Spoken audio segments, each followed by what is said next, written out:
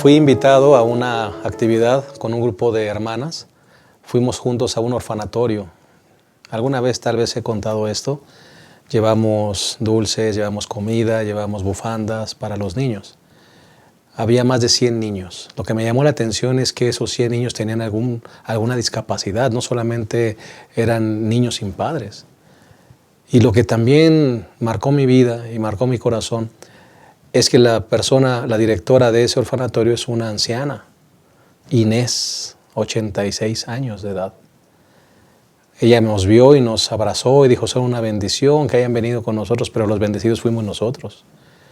Porque yo recuerdo que cuando terminamos la actividad y me fui a despedir de la hermana Inés, como le llaman, yo le pregunté que cuánto tiempo llevaba ella haciendo esa labor en favor de ese orfanatorio. Me dijo que llevaba los últimos 40 años. Y te digo una cosa, sinceramente me sentí avergonzado. Porque nosotros estábamos realizando esa actividad una vez, llevando esos alimentos una vez. Lo hacemos como un programa, lo hacemos como una actividad que termina, pero no lo hacemos como un estilo de vida. Y esta mujer, los últimos 40 años de su vida los había dedicado a cuidar a esos niños que no tenían padres y que tenían una discapacidad. ¿Qué pasaría si nosotros como iglesia dejáramos de vivir bajo programas, bajo actividades que inician y terminan en un sábado, y que empezáramos a ver por el necesitado como un estilo de vida, siguiendo el ejemplo de Jesús, porque fue justamente lo que Jesús vino a hacer? ¿Qué pasaría si realmente ese corazón lleno de bondad que Jesús tuvo mientras estuvo en este mundo fuera reproducido en cada uno de nosotros? Yo creo que las cosas cambiarían y avanzaríamos en la predicación del Evangelio de una manera más efectiva. Hoy vamos a hablar justamente de eso. Lección número 9, el servicio en la iglesia del Nuevo Testamento. Te invitamos a que te quedes con nosotros. ¿Estamos listos? En un momento, iniciamos.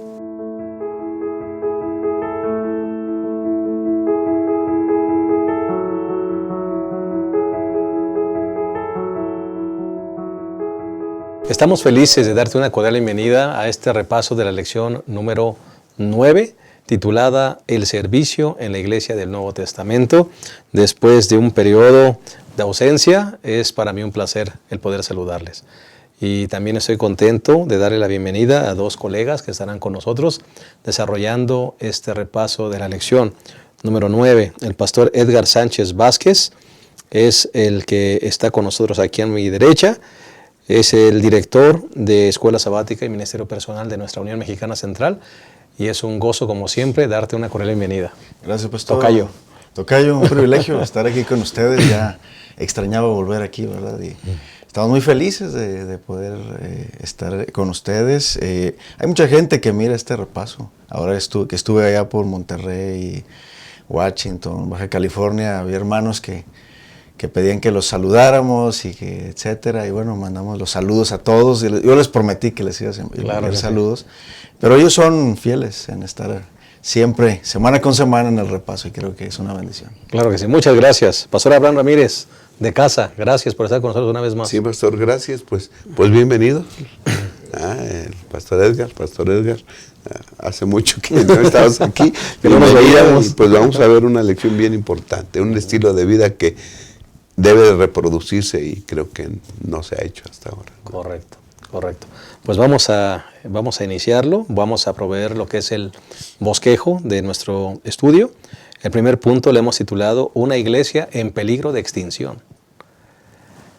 El segundo punto, dar y darse por completo, basado en el día lunes y martes. Y el tercer punto, basado en miércoles y jueves, redescubriendo el amor y la justicia. Si les parece bien, vamos a hacer una oración, así como estamos, inclinemos nuestro rostro. Cariñoso Padre, queremos agradecerte por la oportunidad de estar en torno de esta mesa, listos para desarrollar esta lección número 9. Que no solamente, Señor, sea un repaso de lección, sino que sea realmente una instrucción divina que cambie nuestra mente y corazón para que podamos desarrollar un estilo de vida que manifieste la bondad que Cristo Jesús tenía cuando estaba en esta tierra y que sigue teniendo. Señor, que realmente podamos honrarte con nuestras vidas, que realmente la gente se sienta atraída a tu evangelio como resultado de lo que ve en nuestras vidas, que esta lección contribuya a ese propósito. Llénanos con tu presencia y dirígenos con tu poder. En el nombre de Jesús. Amén. Amén.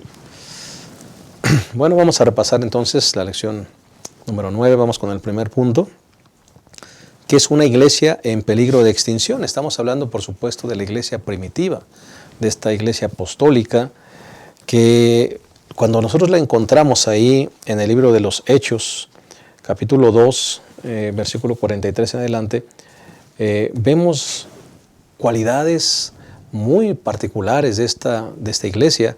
Me gustaría introducir este primer punto con lo que dice el libro de Hechos de los Apóstoles, página 58. Dice: ningún necesitado había entre ellos. Los creyentes que tenían dinero y posesiones los sacrificaban gozosamente para hacer frente a la emergencia. Vendiendo sus casas o sus tierras, traían el dinero y los ponían a los pies de los apóstoles. Era repartido a cada uno según era la necesidad. Esta generosidad de parte de los creyentes era el resultado del derramamiento del Espíritu Santo. Pastor Abraham, Pastor Edgar, una iglesia en peligro de extinción. Esta iglesia, por más que la buscamos, muchas veces no la encontramos hoy en día. Totalmente, cuando uno ve esto, uno se inspira, realmente no puede uno dejar de inspirarse porque pues, era una iglesia que no miraba esto como un programa a seguir, ¿no? Yo creo que eso era lo más importante, sino de manera espontánea, como resultado, como has mencionado, de su relación con Dios. Ellos hacían todo esto, ¿no? Y a la vez estaban cumpliendo la misión. Yo creo que uno de nuestros grandes desafíos es eso, tratar de dejar de ser la iglesia del programa, ¿no? Porque sí hacemos actividades de bondad, damos brigadas, alimentamos a los pobres, pero muchas veces eso obedece a un programa. Me parece que ahí es donde pierde el sentido, ¿no? Tiene que nacer del corazón, no porque es mi deber, ¿no? Sino porque es mi privilegio cumplir con el llamado que Dios me ha pedido.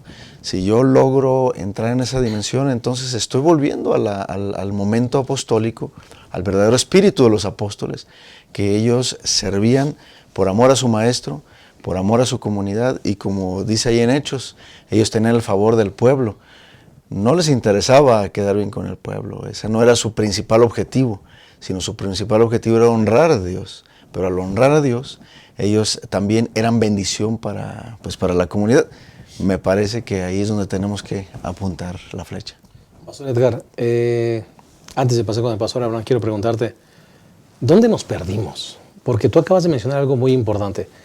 Lo hacían como un programa. Nosotros tenemos programas de bondad que inician y terminan. Campañas evangelísticas que inician y terminan. Y cuando termina la campaña, termina el evangelismo. Pero no lo desarrollamos como un estilo de vida. Lo que estamos viendo aquí en Hechos 2 es un estilo de vida. Es un buen método evangelístico. El método evangelístico por excelencia. Miles de personas se añadían a la iglesia. Nosotros estamos haciendo programas, estamos estableciendo actividades, pero algo está faltando en el corazón. No estamos teniendo realmente, no sé, esa transformación, el derramamiento del Espíritu Santo. ¿Qué nos está faltando para que realmente como iglesia adventista podamos ver este espíritu reproducido en nuestras vidas? ¿Dónde nos perdimos? ¿Qué nos está faltando?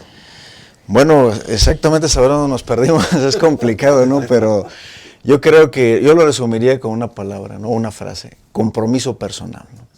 Desde el momento que yo como miembro de iglesia, bueno, nosotros que somos pastores, nos ha tocado organizar muchos programas, estrategias evangelísticas, he estado en juntas donde veo grandes planes que algunos funcionan parcialmente, otros no funcionan, pero muy buenas ideas. Me parece que donde está nuestro gran piedra de tropiezo se llama en ese tema del compromiso personal.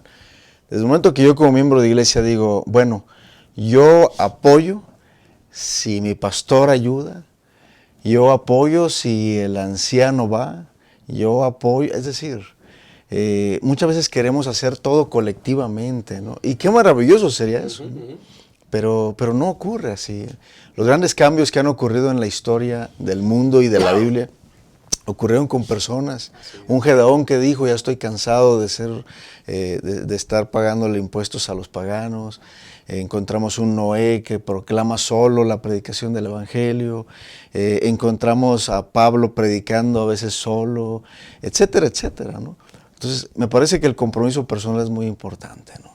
Esta gente no estaba, Bernabé, por ejemplo, que más adelante vamos a ver, él no estaba preocupado por si Ananías o Zafira u otros ricos que estaban dentro del grupo de creyentes dieron.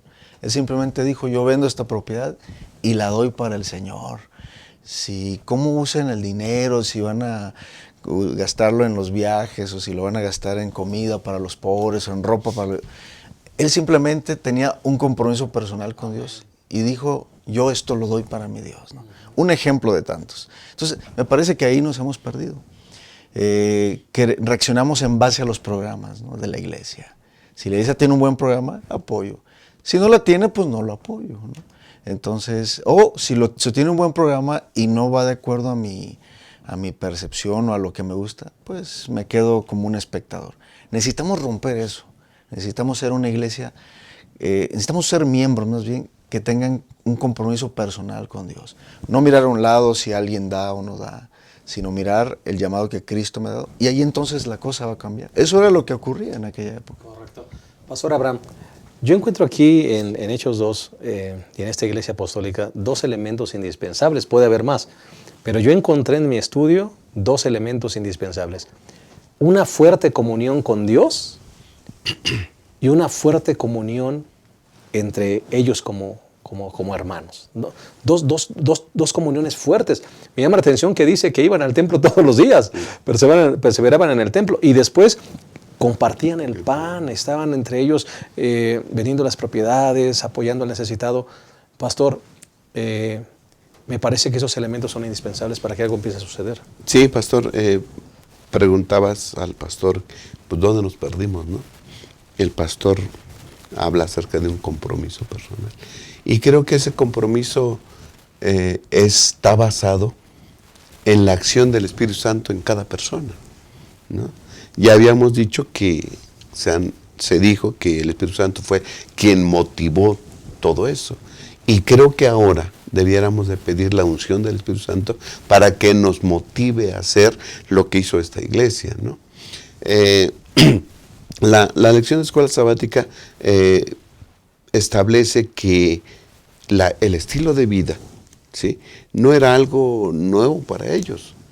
Por lo menos ya lo habían visto reproducido en la vida del Señor Jesús, en el ministerio y en la predicación del Señor Jesús, ¿no? No fue la primera vez que en Mateo 28 les dijera, vayan y prediquen el Evangelio a todo el mundo. Y dice ahí, y que guarden, enséñenles a obedecer todo lo que yo les he mandado. Y dentro de esas cosas que el Señor había mandado hacer, era la atención a los enfermos, ¿sí? Vemos la primera vez que el Señor Jesús mandó a los discípulos, dice el versículo Mateo 10:5, a estos 12 envió Jesús después de darles esas instrucciones: no vayáis a los gentiles ni entréis en ciudades samaritanos, id más bien a las ovejas perdidas de Israel, y proclamad que el reino de los cielos está cerca, sanad enfermos, limpiad leprosos, resucitad muertos, echar fuera demonios, de gracia recibisteis, dad de gracia.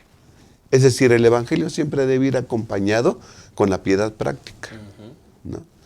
Así que cuando el Señor Jesús allá en Mateo 28 le dice, vayan y hagan esto, prediquen el evangelio y enséñenles a guardar todas las cosas que es mandado, entonces también les está diciendo, ocúpense de los enfermos, de los necesitados.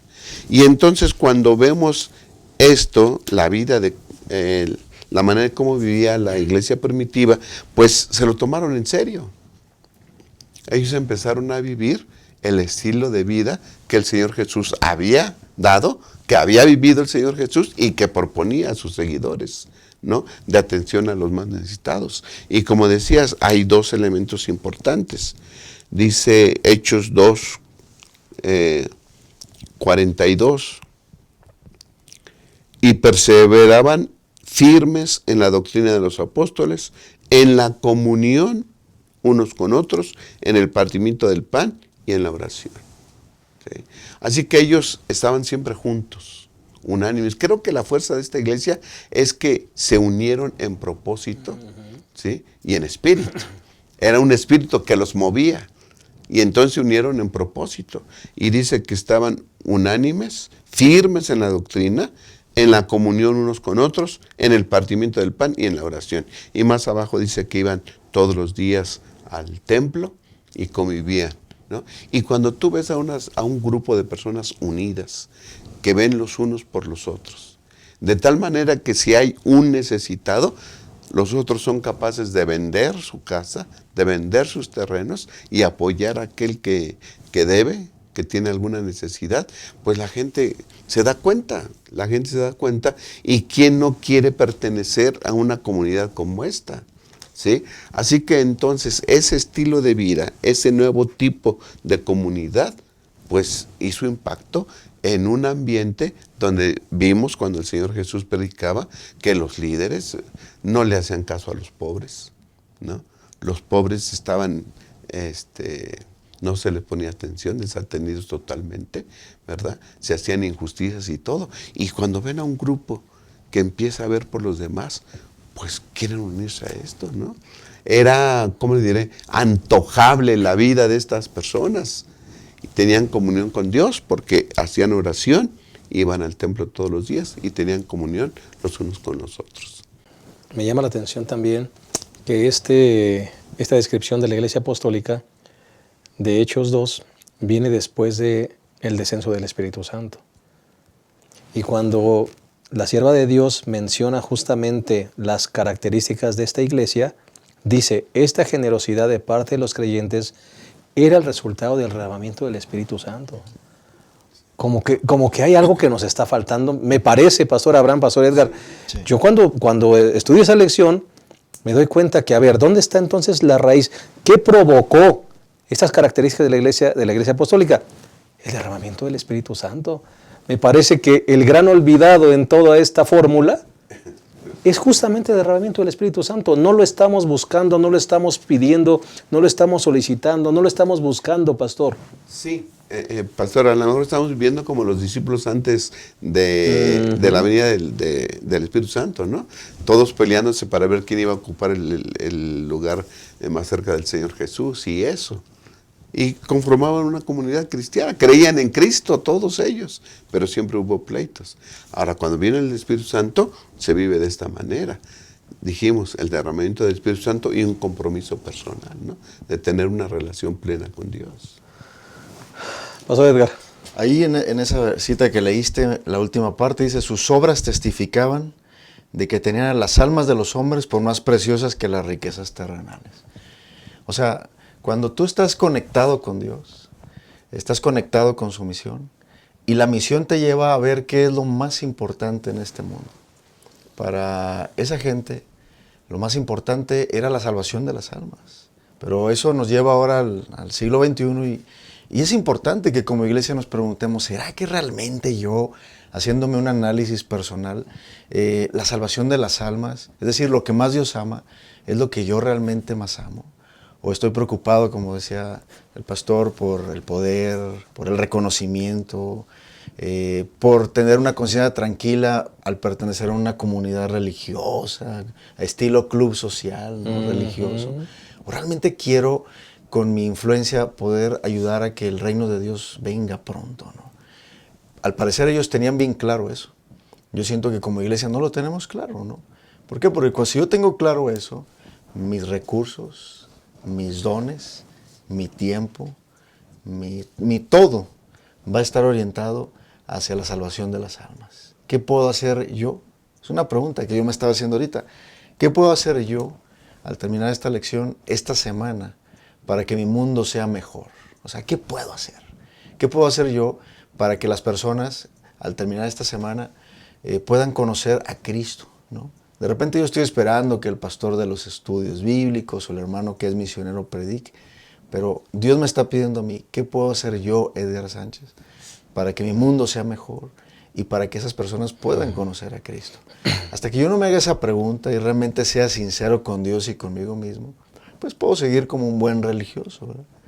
Tranquilizando mi conciencia, pero no voy a estar cumpliendo la misión de Dios para mi vida. Ellos hacían todo lo que hacían y ellos impactaron el mundo de aquella época, porque eran gente que realmente dependía de Dios, tenía claro el sentido de misión y actuaban en consecuencia. ¿Qué estoy haciendo yo para que eso ocurra? Unas buenas preguntas que podríamos hacernos y me las hago a mí mismo de manera personal. ¿Cuánto tiempo duran mis oraciones diarias?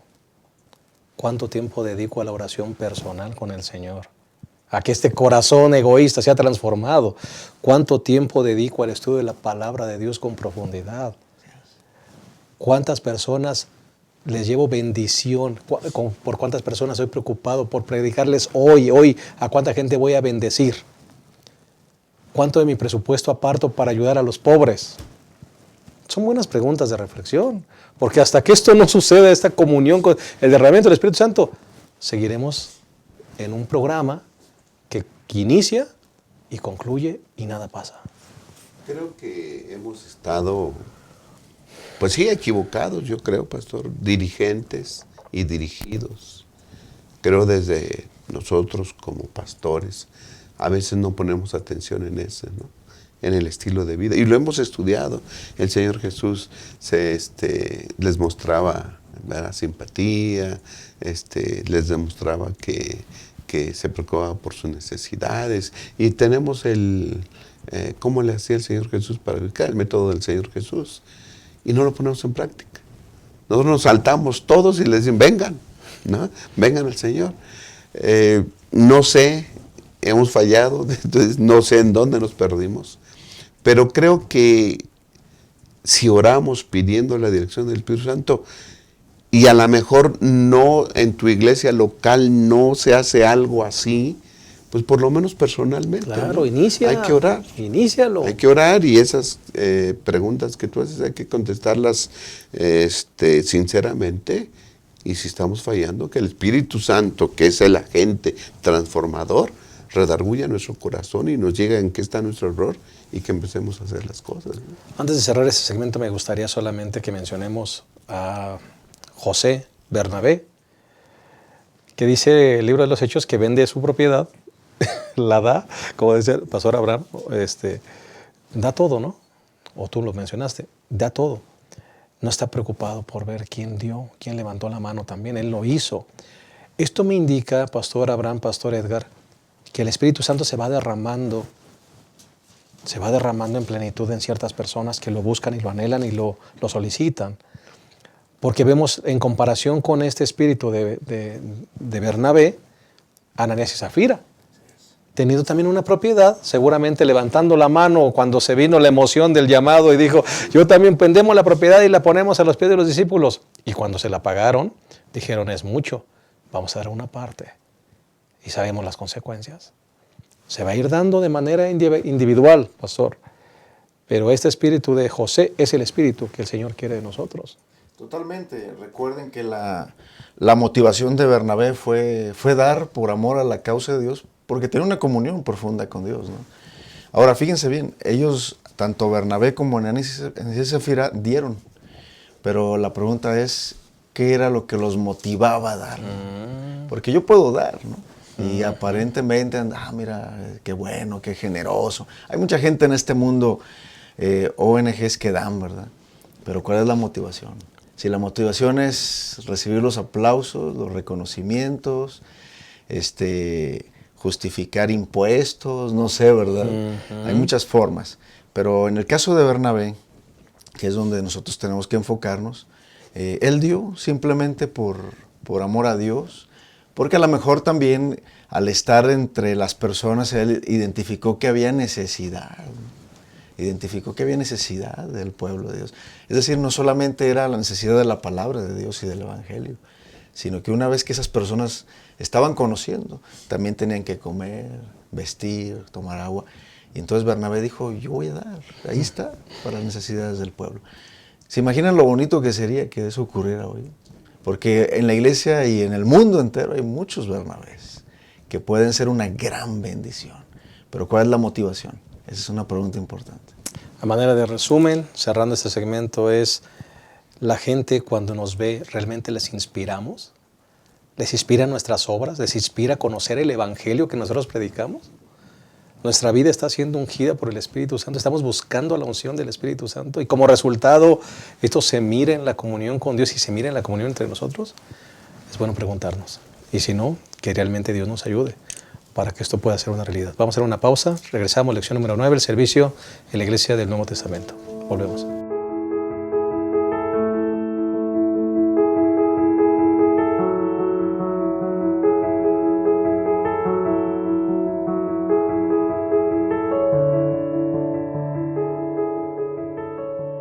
Bien, estamos de vuelta, estamos analizando la lección número 9, el servicio en la iglesia del Nuevo Testamento. Ya analizamos el primer punto, que justamente tiene que ver con una iglesia en peligro de extinción. Y vamos con el segundo punto, que es dar y darse por completo. La lección nos introduce un personaje muy especial en Hechos capítulo 9, versículo 36. Había entonces en Jope una discípula llamada Tabita, que quiere decir Dorcas, rica en buenas obras, limosnas que hacía. En esos días se enfermó y murió. Entonces desarrolla una historia muy interesante, pero me llama la atención que el libro de los Hechos la presenta como una mujer que tomó las cosas con seriedad. Seguramente una mujer que decidió buscar a Dios con todo su corazón y que esa comunión con Dios la reflejaba en buenas obras, limosnas, ropa que le regalaba a las personas, amor por los necesitados. Una persona que decidió hacer las cosas con seriedad vino a ser una gran bendición para la comunidad. Me parece que aquí hay un segundo ejemplo muy interesante, Pastor Abraham, Pastor Edgar, que podemos seguir. Bueno, el ministerio de Dorcas fue clave, ¿no? Porque ella no tomó esto solo como un cargo, ¿no? Sí, no como algo que tenía que hacer, sino como parte de su vida. Me parece que ahí estaba el secreto, porque la intencionalidad con la que ella hacía las cosas era inspirada en su amor por Cristo. Cuando nosotros hemos sido tocados por Dios, Él indudablemente nos va a poner en un lugar donde podemos ser bendición. Y así fue Dorcas, ¿no? Ese fue el tema de Dorcas. Ahora, algo importante, yo me hice una pregunta acá, tomándolo ya para nuestro tiempo. ¿Cuál es la influencia que yo reflejo en la comunidad, ¿no? ¿Cómo yo podría hacer que a través de nuestras acciones la gente pueda conocer el amor de Dios, ¿no? Y había una pregunta ahí en la lección que dice, si tú fallecieras, la gente se lamentaría y extrañaría tu contribución, así como recordaba y se lamentaba por el ministerio de Dorcas. O sea, si un día yo ya no existiera en este mundo, o si un día nuestra iglesia ya no estuviera en nuestra comunidad, desapareciéramos, la gente nos extrañaría. O daría gracias, ¿no? Que ya no estamos, ¿no? Es importante eso, porque el objetivo por el cual existe la iglesia es salir fuera y ser una bendición, ¿no? Y es importante entonces que nosotros recordemos que el testimonio de Dorcas, ahí como leímos en Hechos 9:36, abundaba en buenas obras y limosnas, porque la inspiración era precisamente el servicio abnegado y desinteresado para la causa de Dios. No es como cuando una persona muere y todos hablan bien de él, ¿no? Por compromiso, porque regularmente eso pasa, ¿no? Ahora todos los muertos son buenos, dicen por ahí, ¿no? Todos los muertos son buenos porque muere y no, pues era muy bueno, que era muy malo, ¿no? Aquí encontramos en el versículo 39 algo interesante. Dice que cuando llegó Pedro, lo llevaron a la sala donde lo rodearon todas las viudas, llorando y mostrando las túnicas y los vestidos que Dorcas hacía cuando estaba con ellas. O sea, no era un asunto de, pues vamos aquí a decir palabras bonitas de esta mujer. No, traían las túnicas. Aquí está, ella nos daba, ella nos hizo. Eso lo recibí de su mano. Era una religiosidad práctica, pastor. Sí, pastor, aquí, bueno, ya hemos visto en el segmento anterior el ejemplo de Esteban, ¿no? De Bernabé. De Bernabé, perdón. Sí. Y que vendió su propiedad y la trajo, ¿no? Una iniciativa propia. Iniciativa propia y que estaba en relación, o se daba porque tenía Bernabé relación con Dios. De hecho, no se llamaba Bernabé, se llamaba José, pero la gente le decía Bernabé, que quiere decir hijo de consolación. Es decir, veían cómo se portaba, veían que ayudaba. Muestra, ¿verdad? Interés por los más necesitados. Pues Bernabé, hijo de consolación. Qué lindo nombre, ¿no? Qué lindo nombre. Y ahora acá vemos a una mujer que también hace lo mismo. Y se le llama una discípula. ¿no? No dice había una mujer o una creyente, ¿verdad? Una discípula. Parece ser que lo que ella hacía no tan solo era conocido en su ciudad, ¿sí?, en su comunidad, sino que su ministerio ya había abarcado a más lugares, ¿no? Así que entonces se le llama discípula. Y Tabita, que quiere decir Dorcas, y también es Gacela, ¿verdad? Yo creo que la gente le decía así también porque estaba presta, era rápida para hacer las cosas. Veía una situación y iba rápido como una gacela a hacer las cosas que necesitaban los demás, ¿no? Pero bueno, también a los hijos de Dios les pasan cosas desagradables y muere. Se enfermó y murió. Y ahora toda una ciudad llora a una mujer, ¿verdad?, que presta ayuda a los demás. Y leíste hace rato aquí detrás de cámaras una nota bonita, ¿no? Que Dios... Déjame leerlo, mira, sí, lo que dice esta cita, déjame ver, ahorita la encontramos. Aquí está, mira, dice, a Dios le pareció bueno, y qué bueno que dice eso la sierva de Dios, porque sí, a veces nos quedamos con que Pedro tenía el poder de resucitar. No, a Dios le pareció bueno traerla de vuelta del país del enemigo, para que su habilidad y energía siguieran beneficiando a otros. O sea, el Señor la trajo nuevamente a este mundo para que siguiera bendiciendo a la gente. Sí, y se potencializa el testimonio, porque, bueno, que siga haciendo lo que hace. Pero dice el Señor, que duerma, la despierto, y toda la gente va a ver lo que esta mujer hace, ¿no? Amén. Y yo creo que cuando es resucitada y le dijeron, no, pues aquí todos estaban llorando por ti y todos enseñaron lo que hacías, yo creo que también ella cobró más ánimo, pues vamos a seguir haciendo lo que estamos haciendo. Así que fue una mujer que pudo conjuntar a muchas personas con un solo propósito, ¿va? Alabar a Dios. Dice que muchos creyeron y alabaron a Dios por esto. Y yo creo que debe ser el propósito de las buenas obras que un hijo de Dios hace. Amén. Pastor Edgar, mencionábamos hace un momento, si nosotros dejáramos de existir, ¿el Señor nos traería de vuelta a la vida para seguir bendiciendo gente? Sería una buena pregunta hacernos. ¿Cuánta gente, después de mi comunión con Dios, cuánta gente es bendecida por mi influencia? Decía yo hace un momento, ¿cuánto mi presupuesto aparto para ayudar a los pobres? ¿Cuánta gente que veo en el camino del día puedo bendecir? ¿Cuántas familias, cuánta gente que me rodea sale bendecida por lo que hago por él? Tenemos un corazón egoísta definitivamente que solo piensa en sí mismo y en los nuestros, pero no vemos más allá. Y mira lo que el Señor hace, trae de vuelta a una mujer para que siga bendiciendo a otros. Totalmente. El caso de Tabita, yo creo que ella no estaba tan preocupada, no porque no fuera importante, en ser tan religiosa. Ella era una mujer práctica, ¿no?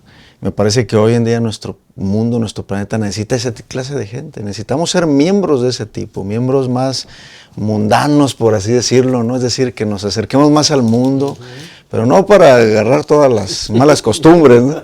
Sino para influir en la gente que necesita conocer a Cristo. Hay mucha necesidad.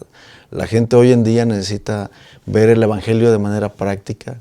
Solo pensemos en todos los fraudes que a veces en el nombre de Dios se han hecho, ¿verdad? Todas las atrocidades que en el nombre de Dios se han hecho. Entonces la gente está perdiendo la confianza, pero lo que no falla es el tema de la acción, ¿no?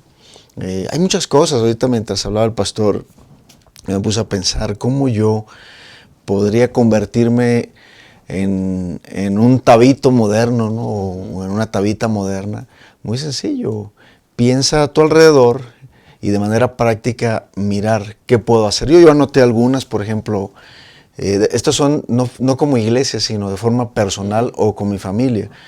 Visita un asilo, llévale algo a los ancianitos, compañía, cántales, un pastel, por ejemplo. visitar un orfanatorio, esa puede ser otra forma, ¿verdad? Gente que se siente sola. Lleva comida a familiares que tienen enfermos en el hospital, mucha de esa gente está ahí parada esperando alguna buena noticia. Ve a un lugar y lleva comida a indigentes. Yo siempre he dicho que la forma más fácil de quitarse a alguien que te pide por la ventanilla del carro es darle una moneda. Pero ¿por qué no llevarle un sándwich, una fruta, una botella de agua? Traer tú ya de manera intencional. Eso era lo que hacía Dorcas, ¿verdad? Ella trabajaba de manera intencional. No era porque, me encontré a alguien con hambre, pues a ver dónde consigo. No, cuando tú planeas ayudar, Dios te va a poner las circunstancias y las personas para que eso sea una bendición. Yo creo que cuando tú planeas realmente ayudar y ser una bendición, Dios también va a hacer su parte y entonces te va a poner donde realmente hay necesidad, ¿no? Y bueno, otra es, pensé como miembro de iglesia, invita a tu casa a comer hermanos solos en la iglesia. A veces hay hermanos solos que son hermanos viudos o que su esposo, su cónyuge no asisten a la iglesia, no son creyentes. Entonces ellos salen y pobrecitos allá, se van a su casa, pero qué bonito sería invitarlos a una comidita de sábado, ¿no? El poder hacer la diferencia. No sé, se me ocurren otras más. Como iglesia a veces también, por ejemplo, tener un centro de rehabilitación para personas con problemas de drogas. Tantas cosas que pudiéramos hacer. Solamente lo que necesito es decir, voy y comienzo. Definitivamente el ejemplo de Jesús me parece que es... Alguien dijo alguna vez que si nosotros hubiéramos vivido en el tiempo de Jesús y viéramos con la gente que el Señor se juntaba, nos sorprenderíamos. Hasta alguien mencionó que nos quedaríamos chasqueados, ¿no? Porque la gente, cuando Jesús vino como el Mesías, con la gente que se rodeó, realmente era gente muy necesitada. Realmente era gente que, como te dice el pastor Edgar, hay que hacerlos un poco más mundanos en el sentido de ve, involúcrate con la necesidad, ¿no? Bájate del pedestal un poquito y ve, ¿no? El corazón egoísta, dice aquí, tan solo cuando el egoísmo esté muerto, cuando la lucha por la supremacía esté desterrada, cuando la gratitud llene el corazón y el amor hace fragante la vida, tan solo entonces Cristo morará en el alma y seremos reconocidos como sus obreros. Tal vez falte hablar un poco más de eso. Y no tan solo hablar de eso, sino dar ideas, ¿no? Organizarnos como iglesia. Y si en la iglesia no existe ese espíritu, pues uno personalmente empezar a hacer algo. Lo digo por las predicaciones de Pablo, pastor, que viene en la parte del martes, ¿no? Que se nos cita Hechos 15 primero en el concilio, ¿verdad? Se estaban convirtiendo mucha gente gentil. La iglesia empezó en Jerusalén, judíos, pero mucha gente venía con muchas necesidades también. Ya vemos lo que sucedió allá al principio en la iglesia, ¿no? Las viudas, bueno, los griegos dicen que se empezaron a quejar porque a las viudas no se les daba, no se les atendía adecuadamente. Y a mí me llama la atención que los apóstoles no dejaron pasar tiempo. Inmediatamente solucionaron el problema. Es decir, tenían eso en la mente, ¿sí? Debe ser justo y misericordioso la iglesia. No se justificaron. Nada. Pues hay que predicar el evangelio, es nuestra misión. Exacto. No se justificaron. Vamos a solucionar el problema y lo hicieron. Y después cuando Pablo se convirtió y fue por todas partes predicando, pues hacía eso, ¿no? Dice en Gálatas, capítulo 2, versículo 10, que de esas instrucciones nosotros vemos en el Concilio de Jerusalén, capítulo 15 de Hechos, que se les dio instrucciones de lo que debían enseñar y las recomendaciones que se les debía dar a las iglesias en general. Y en Hechos 15 no nos dice, pero en Gálatas 10, dice 2:10, solo nos pidieron que nos acordásemos de los pobres, lo que también hemos hecho solícitamente, ¿no? Lo hemos cumplido. Por donde quiera que vamos, atendemos las necesidades de los pobres. Y entonces Pablo en Hechos también, ¿verdad? Lo predica y lo hace. En Hechos 2, 20, 35, dice, en todo os he enseñado que trabajando así se debe ayudar a los necesitados y recordar las palabras del Señor Jesús: es más dichoso dar que recibir. Era un mensaje constante, era un tema que se tocaba en las iglesias, ¿sí? Para que ese mensaje pudiera ponerse en práctica, ¿no? Y en Corintios pues vemos que también se pidió una ofrenda para los pobres de Jerusalén y las iglesias aportaban, ¿no? Así que la atención a los necesitados era un asunto del que se hablaba continuamente y la invitación era ponerlo en práctica, ¿no? Correcto. Mencionabas, pastor, ideas, ¿no? Qué importante es dar ideas. Me estoy imaginando los que tenemos un auto, traes una cajita de materiales siempre lista, traes tus discos, traes tus revistas, traes tus libros, traes unos cables de pasacorriente para que cuando se presente la oportunidad, traes un buen gato para ayudar a alguien y sea un buen contacto para hablarle de Jesús, ¿no? Hasta he pensado una cadena con un gancho para jalar al que se quedó tirado. No sé, invéntate tus propios métodos, ¿no? Porque eso, como tú dices, cuando alguien dispone el corazón y se conecta con el cielo pidiendo la unción del Espíritu Santo, Dios te va a dar las oportunidades para compartir su evangelio. Sí, la generosidad, cuando uno pone en sus prioridades la generosidad, creo que siempre va a haber oportunidades para dar, ¿no? Es importante entonces que yo, como lo mencioné hace un momento, intencionalmente planee yo. La generosidad, muchas veces uno dice, bueno, ¿qué tal si al ayudar me pasa algo, me asaltan o hasta... O sea, sabemos en un mundo de pecado y es real eso, pero eso no debe detenernos, ¿no?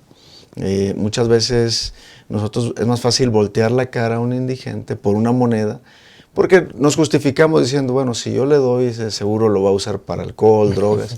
Pero miren el punto que la Biblia presenta. Esta lección a mí me ha sacudido porque la Biblia nos enseña que nosotros tenemos que dar sin preguntarnos para qué lo va a usar. Ese no es mi problema, pues.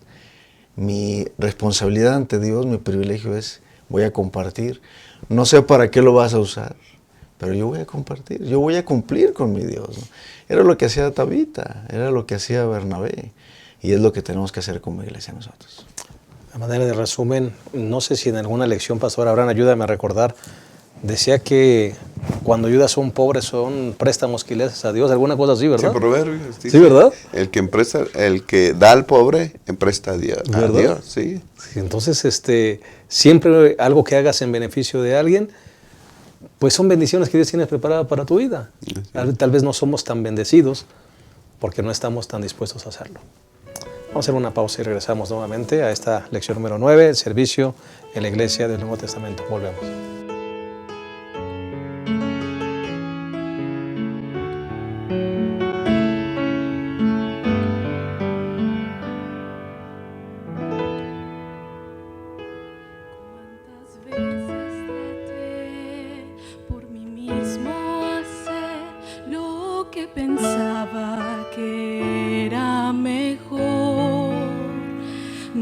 Buscaba conocer de tu buena voluntad, caminé por el mundo sin Dios, y aquello que soñé intenté hacer, ni un poco logré realizar.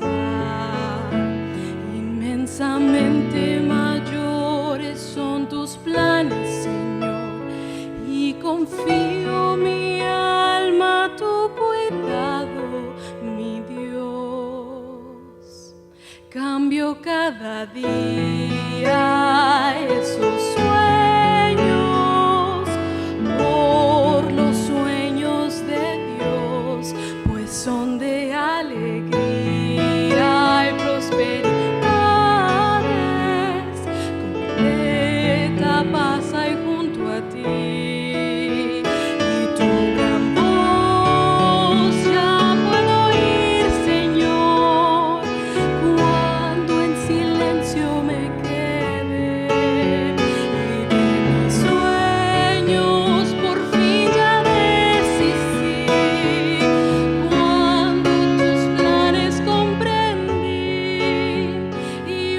Sueño, Señor, mi mayor sueño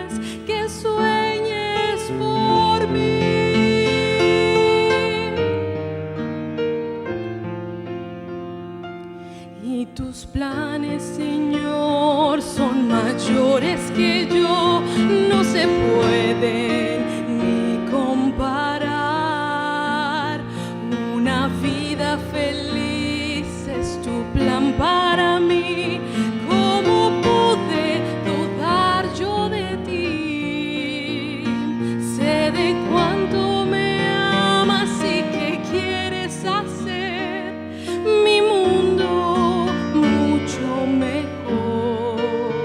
Por eso dejo a un lado esos planes, Señor, y confío mi alma a tu cuidado, mi Dios. Cambio cada día esos sueños por los sueños de Dios, pues son de alegría y prosperidades, completa paz hay junto a ti.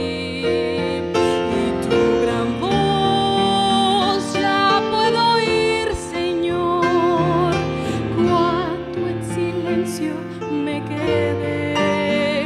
Y de mis sueños por fin ya desistí, cuando tus planes comprendí. Y hoy mi sueño, Señor, mi mayor sueño es que sueñes por mí.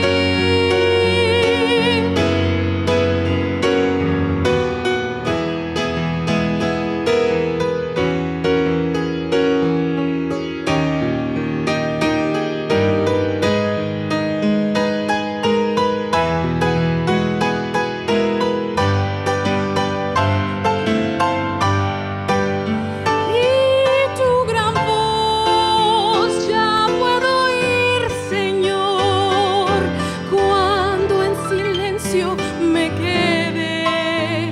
Y de mis sueños por fin ya desistí, cuando tus planes comprendí. Y hoy mi sueño, Señor, mi gran anhelo es que sueñes por mí.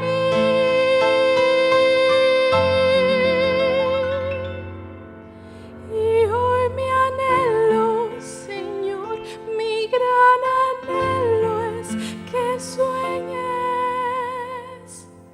por mí.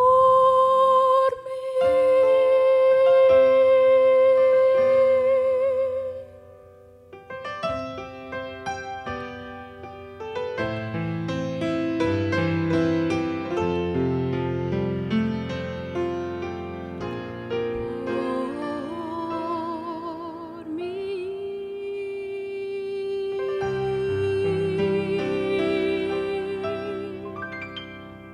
Amén. Bien, estamos de vuelta y estamos llegando a la tercera y última parte de esta lección número 9, el servicio en la iglesia del Nuevo Testamento. Vamos con el tercer punto, que es redescubriendo el amor y la justicia.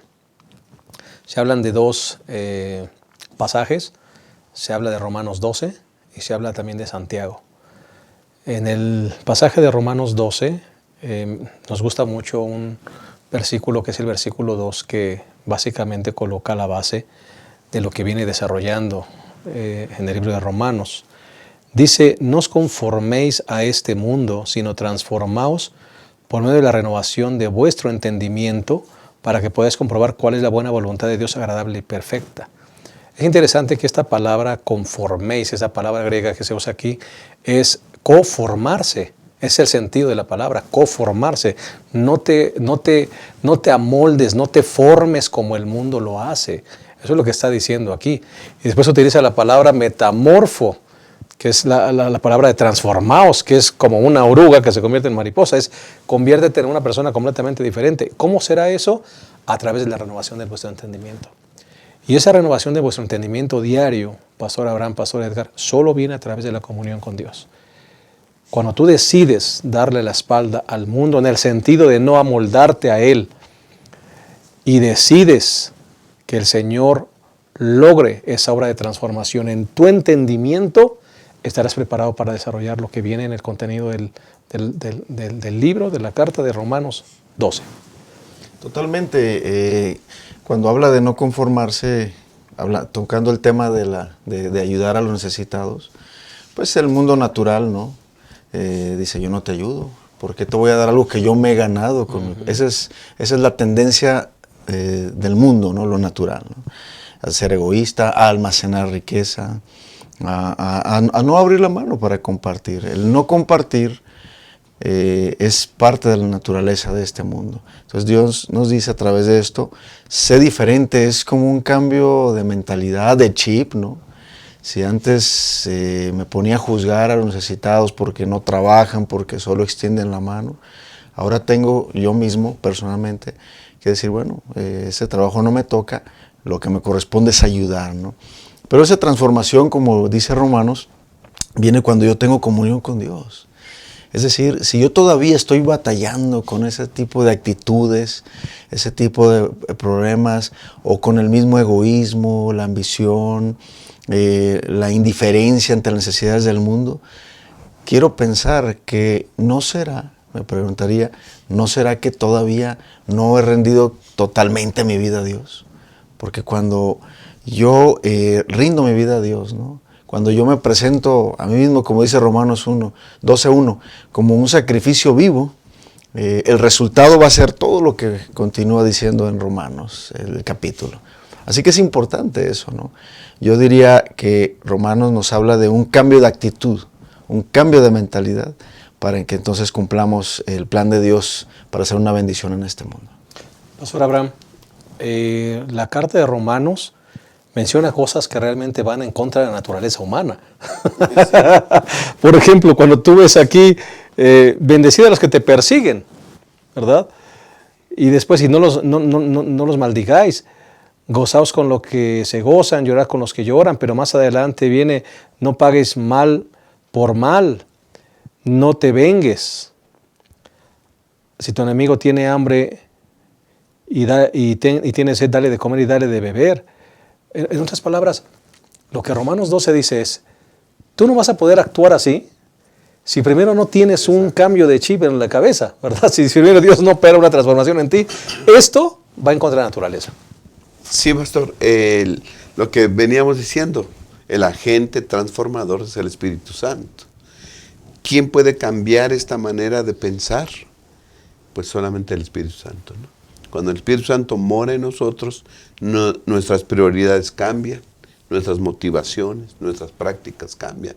No vemos las cosas como las ve el mundo, porque eso es lo que dice, no conforméis a este mundo. Entonces no la vemos como lo ve el mundo, como decía el pastor, nuestra manera de pensar cambia, ¿sí? Si yo antes almacenaba y trataba de satisfacer mis deseos, ahora recuerdo lo que dice el Señor Jesús, ¿verdad? Que dice, niégate a ti mismo. Me niego ciertos gustos, me niego ciertos deseos y contribuyo ahora al bienestar de los demás. Es un cambio total. De tal manera que llegamos a hacer lo que es locura para uno que no tiene al Señor Jesús en su corazón. El versículo 20. Al contrario, si tu enemigo tuviera hambre, dale de comer. Si tuviera sed, dale de beber. ¿Cómo le vamos a hacer el bien a los que están en contra de nosotros? Bueno, ya has experimentado un cambio de mentalidad. El Señor ya ha obrado en ti. Ahora entiendes que Dios te da capacidades, te da talentos, te da dones, ¿sí? Para que tú, capacitado por el Espíritu Santo, porque el Espíritu Santo es el que da estos talentos, lo puedas poner en práctica para el bienestar de los demás, ¿sí? Expresando un amor no fingido, que dice el versículo 9, el amor sea sin fingimiento. Ya no es con motivaciones egoístas, yo hago esto para que me vean, o hago esto para sacar cierto provecho. Ahora lo hago, ¿verdad? Como algo que me nace, porque ya mi mentalidad ha cambiado por el Espíritu Santo. Correcto. ¿Quisieras agregar algo más de Romanos? Bueno, hay una cita en Obreros Evangélicos, página 300, que dice, el seguidor de Jesús mejorará constantemente sus modales, hábitos, espíritu y trabajo. Y vean esta parte, dice, esto lo logrará fijando los ojos, no en los meros progresos externos y superficiales, sino en Jesús. Se verifica una transformación en la mente, en el espíritu, en el carácter. Ahí está el secreto, ¿no? Cuando Jesús gobierna mi vida, todo lo demás cae y es el resultado de... Correcto. Estos comentarios de la sierva de Dios, cuando habla de Santiago, me llamó la atención que pone como ejemplo el caso de Judas y de Juan. Los dos con el mismo modelo, los dos instruidos por el mismo maestro, los dos en las mismas oportunidades, pero los resultados completamente diferentes, ¿verdad? ¿Por qué? Porque uno se dejó transformar, uno experimentó el metamorfo y el otro no. El otro se negó a esa transformación. Entonces, cuando vamos a la carta de Santiago, viene nuevamente la misma nota tónica. Vive una religión verdadera, una religión falsa, esa religión de que cuando llega el rico lo tratas de una manera y al pobre ni le haces caso, ¿no? O cuando a alguien le dices, oye, pues mira, pues ve en paz, ¿verdad? Sáciate y no le das ropa, no le das comida. Volvemos al mismo punto. Las oportunidades están, depende si tú las tomas con seriedad y permites esa transformación para operar lo que Dios quiere, o sigues viviendo una religiosidad vacía que no tiene ningún resultado. Yo creo esto, hacer obras de bien a la humanidad necesitada sin presentarles la necesidad principal que es Cristo, no hay ninguna diferencia, no hiciste nada adicional por ellos. Pero presentarles a Cristo sin darles obras de bien también es incompleto. O sea, yo puedo ayudar a las personas, pero si no les presento la ayuda más importante que necesitan, que es Cristo, no cumplí. Pero si les presenté a Cristo, pero tampoco les di para sus necesidades, no los ayudé, tampoco cumplí, ¿no? Tienen que estar las dos unidas. Me parece que Santiago quiso enfatizar esto, de que sí, hay que tener fe, pero la fe sin obras es muerta. Y es importante eso, ¿no? El mundo hoy en día, el mundo post- e hipermoderno, quieren ver eso en nosotros, en los que decimos que representamos a Cristo. Nuestro mundo quiere ver el Evangelio en acción. Hoy en día la gente es muy sensible a eso, pero no solo negativamente, sino positivamente. Entonces, creo que las iglesias que quieran tener éxito en este tiempo tienen que ser iglesias comunitarias, que se involucren en la comunidad, que se interesen en las necesidades de la comunidad. Yo tengo que buscar y descubrir cuáles son las necesidades del entorno donde yo vivo, de mi vecino, de enfrente. Y a veces creemos que es comida o dinero, pero no. Las necesidades de la gente son otras, a veces de índole emocional, de índole de autoestima y ese tipo de cosas. Tenemos que descubrirlas y eso solamente lo va a poner Dios en nuestro corazón. En otras palabras, la gente está cansada de religión. Y es que la iglesia posmoderna, hipermoderna, está buscando eso. Ya está cansada de religión, está cansado de ceremonias y de formas. Están buscando realmente iglesias que suplan una necesidad de todos los sentidos. Sí, pastor, no debemos hacer a un lado el asunto teológico y saber que tenemos un Salvador que murió por nosotros. En Romanos, Pablo se pasa 11 capítulos explicando eso, que somos salvos por la gracia, por la fe en Cristo Jesús, por lo que Él hizo por nosotros. Y después, en capítulo 2 en adelante, habla acerca de cómo se va a manifestar la aceptación que hemos tenido de Cristo Jesús como Salvador, ¿sí? Lo que dice del 12 en adelante es nuestra respuesta a lo que el Señor Jesús ha hecho por nosotros. Y qué mejor respuesta que asemejarnos a Él. Hacer lo que Él hacía, lo hacemos también nosotros. Y Santiago dice que es el libro de Proverbios en el Nuevo Testamento, porque es una cosa práctica, ¿no? Dan consejos prácticos para los demás. Por eso en el capítulo 2, versículo 1, sencillamente dice: hermanos míos, que vuestra fe en nuestro glorioso Señor Jesucristo sea sin distinción de personas, sin acepción de personas. No hagan a uno a un lado, aceptamos a unos por su apariencia o qué sé yo, sea sin acepción de personas. Ese es un consejo, yo creo que vale en la iglesia, en la comunidad, en la familia, entonces, sin acepción de personas, ¿no? Y termina hablando así. Dice el versículo 9, pero si hacéis acepción de personas, cometéis pecado. O sea, ¿hasta dónde lleva eso? Nosotros, ¿sabes? Pues sí, dice uno, es malo con la gente, o él hace a un lado a la gente, pero hasta ahí se queda. Dice, cometes pecado si lo haces, y quedas convicto por la ley como transgresión. Así que si tú no practicas la benevolencia, la misericordia, haces acepción de personas, tratas bien a unos y no a otros, cometes pecado. ¿Sí? Y la religión práctica, bueno, el 1.27, ¿no? La religión pura y sin mácula, sin mancha ante Dios el Padre es esta: visitar a los huérfanos y a las viudas en sus tribulaciones y guardarse sin mancha de este mundo. Las dos cosas. Equilibrio perfecto.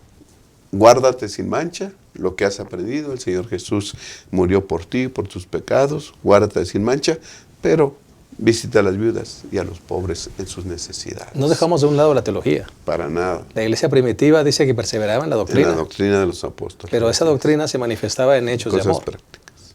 Dicen por allí que la doctrina sabe mejor en medio de un emparedado. Así es. Ahí es cuando la doctrina sabe bien, ¿no? No solo es doctrina, no solo es emparedado, pero cuando la doctrina va en medio de un emparedado, sabe mejor. La teología, el objetivo de la teología de Jesucristo fue hacer mejor este mundo. Y si la teología solamente se queda en eso, en teología, no está cumpliendo la razón por la que existe. En la lección dice ahí que Santiago sostiene que desearle el bien a alguien, incluso la bendición de Dios, será de poco consuelo si la persona sufre de frío y hambre, ¿no? Es decir, qué bonito cuando nosotros enseñamos el camino de la salvación con un emparedado o con una ropita o con alguna otra necesidad, ¿no? O con una palabra de ánimo, ¿no? Escuchar a una emocionalmente, persona, etcétera. Hay muchas formas prácticas en las que nosotros podemos hacer esto, ¿no? Por eso es importante que sigamos este ejemplo y recordar que la iglesia primitiva pudo impactar su zona. Incluso dicen algunos historiadores de aquella época que estuvieron a punto de realmente evangelizar todo el mundo. Todo el mundo. Y para mí este era el arma secreta, el evangelio práctico, llevando un mensaje de esperanza. Hemos llegado al final de esta lección y una buena pregunta para reflexionar sería, ¿y nosotros? Queremos también evangelizar el mundo. Esa es la tarea que el Señor nos dejó. ¿Cuál es nuestra arma secreta? ¿Cuál es? ¿Teología, programas? ¿O realmente un reavivamiento de la verdadera piedad, una unción del Espíritu Santo y obras prácticas que se traduzcan en religión práctica, teología práctica? Bueno, vamos a terminar como hemos acostumbrado, con palabras finales, agradeciendo el valor de la presencia de Pastor Edgar, del Pastor Abraham. Comenzamos con el Pastor Abraham. Sí, Pastor, creo que le debemos dar gracias a Dios porque somos una iglesia con mucha luz. El Señor nos ha dado conocimiento a través de su palabra y gozamos de la salvación en Cristo Jesús. Pero creo que hemos de expresarlo de otra manera, ¿no? Hay que ir a la iglesia, alabarle, darle gracias por lo bueno que con nosotros, consagrarnos a Él todas las mañanas, ¿sí? Pero creo que nos hace falta poner en práctica el amor que el Señor nos enseñó. Si la iglesia logra eso, creo que entonces estaremos reproduciendo la religión pura y sin mácula que dice Santiago, imitando al Señor Jesús, ¿no? Muchas gracias, Pastor. Pastor Edgar. Yo solamente quisiera terminar con el texto bíblico de memoria que venía a nuestra lección, que dice: la religión pura y sin mácula delante de Dios y el Padre es esta: visitar a los huérfanos y a las viudas en sus tribulaciones y guardarse sin mancha del mundo. Y para que esta no sea una lección más en nuestras vidas, yo quisiera desafiar a cada uno de los que hoy nos miran a que nos preguntemos: ¿qué puedo hacer yo? No el de un lado, ni el de enfrente, ni mi vecino, sino ¿qué puedo hacer yo esta semana para que mi mundo sea mejor? ¿Cómo puedo hacer que realmente el Evangelio con mi vida marque una diferencia en el entorno, cuando vaya en un autobús o en un semáforo esperando en mi auto, o en mi vecindario, o en mi lugar de trabajo, o en mi escuela, o en el supermercado, donde quiera que esté? ¿Cómo puedo influir? Al final de cuentas el Evangelio es eso, influencia. ¿Cómo puedo influir para que las personas puedan saber que Dios las ama y que son importantes para Él y que sean más felices, ¿no? Porque al final Dios quiere que, como dijo Él, yo he venido para que tengan vida y la tengan en abundancia. Así que desafiémonos cada uno a buscar de manera individual, como lo hicieron los apóstoles, ¿no? Individual, hacer de este mundo un lugar mejor. Muchas gracias, pastor. En este tiempo de excesos, en ese tiempo de cosas desmedidas, donde todo el mundo dice no hagas algo con exceso, si algo haces con exceso o desmedidamente, son dos cosas. Uno, busca a Dios con todo tu corazón, como nunca antes lo has hecho. Pide la unción del Espíritu Santo y después de eso, sal a bendecir personas. Solamente allí las cosas comenzarán a suceder. Que Dios les bendiga, gracias por habernos acompañado, que la próxima semana nos podamos encontrar y que nuestras vidas puedan ser transformadas por el poder del Espíritu Santo. Hasta la próxima.